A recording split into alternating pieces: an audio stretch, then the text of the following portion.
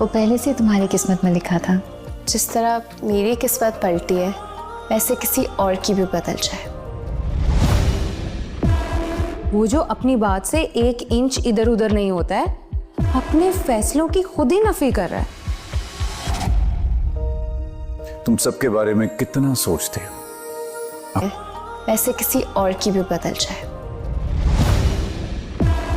वो जो अपनी बात से 1 इंच इधर उधर नहीं होता है, अपने फैसलों की खुद ही नफी कर रहा है। तुम सबके बारे में कितना सोचते हो, अपने बारे में कब सोचना शुरू करोगे। जिन लोगों को आप पराया कह रहे हैं ना, उनके अलावा मेरे पास दुनिया में और कोई नहीं है। जब लड़का घर पे है तो बाहर ढूंढने की क्या जरूरत है।